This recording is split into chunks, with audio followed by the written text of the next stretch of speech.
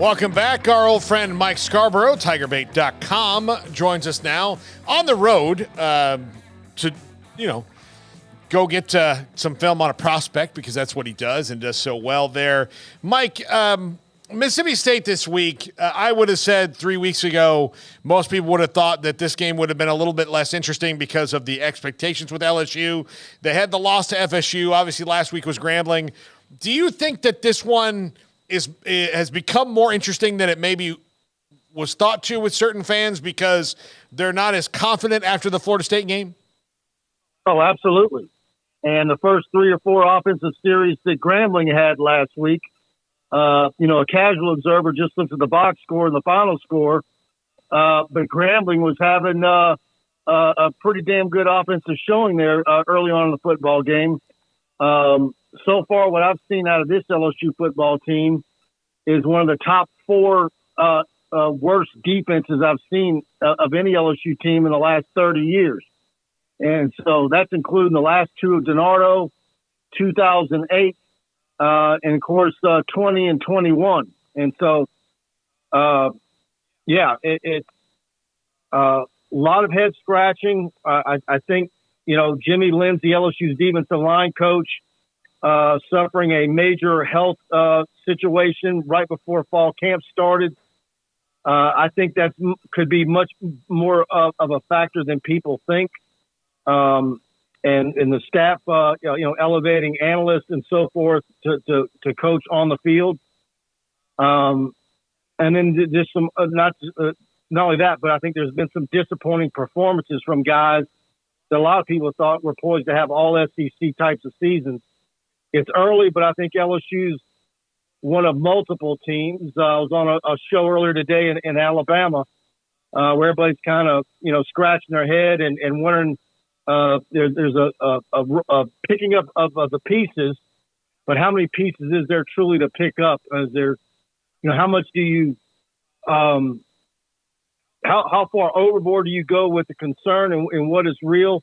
But back to your original question, this game tomorrow in Starkville is scarier than a lot of people thought it was going to be 3 weeks ago. Mike, how long do you think before they scrap the let's make Harold Perkins a linebacker all the time, a middle linebacker plan, and just say paint a red X on the quarterback and go get him? That's fine if you want to do that, but that performance that you saw against Arkansas last year where he basically single-handedly won the game for LSU. But we saw how Texas A&M game planned and defended him, and Georgia in the SEC title game, he was a non-factor. And so if he's a one-trick pony, and that's all you do with him, you're setting himself up, and you're setting yourself up to give up some big plays. And so I think Harold Perkins knows it, that in order to be a true linebacker and a guy that NFL folks want, you're going to need to be a traditional linebacker and learn the position. And unfortunately, everybody saw what they saw last season and wonder why that's not being repeated.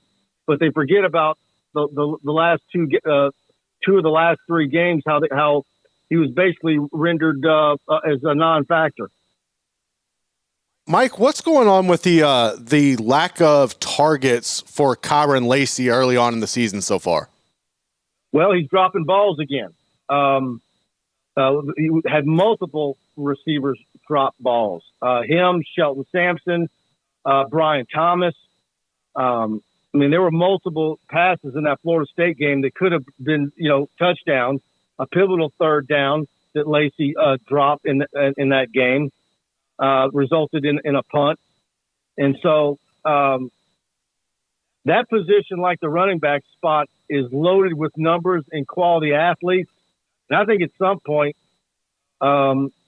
you start penalizing guys for dropping balls. If you're going to sit John Emery down because he puts the ball on the ground, why don't you do the same for wide receivers? You've got some really, really young, some good young ones right behind them. And I'd like to see Aaron Anderson get more involved in the offense. Mike, you mentioned talking to folks in Alabama today. Is there a feeling around the SEC that maybe some of the leagues have taken, I wouldn't say a chunk, but some nibbles out of them that are maybe showing themselves now in the terms that the depth isn't there as much as it has been in the past? I think so. I think a lot of it too is who has the marquee quarterback. But there's no doubt that the transfer portal is also eating some things out. And I know in LSU's case, we're also seeing where there's been multiple positions in the state of Louisiana that particularly defensive back, the state hasn't been producing the type of guys there. Whereas the position that this state usually doesn't produce offensive linemen, it is producing. So I think there might be a cyclical thing hit there. But if you want to look at LSU and Alabama and start to draw some conclusions, I think they're both unique situations. But it's looking at Nick Saban and what they've got left on the schedule and that quarterback spot there, and a lot of people wondering, could this be the beginning of the end? I immediately last Saturday night said, when was the last time he lost a game this early in September? And I was right. It was when he was at LSU. It's been that long. So what does that set up for him the rest of the way? Could he lose to an Ole Miss or an LSU and have a 3-loss season? I think he has a 3-loss season, and he could very well retire if he doesn't think he's got some guys coming up in 24 or 25 that can give him a chance to go out on top and make a run at a title. I think that's very real. So, I mean, there are positives, like everybody, not to be negative. This is still a team that most people think is going to be really good in LSU. What do they have to do against Mississippi State to get their swagger back? Look, the line was last I saw was 9.5. I think you can beat that team by a dozen or at least a couple of scores.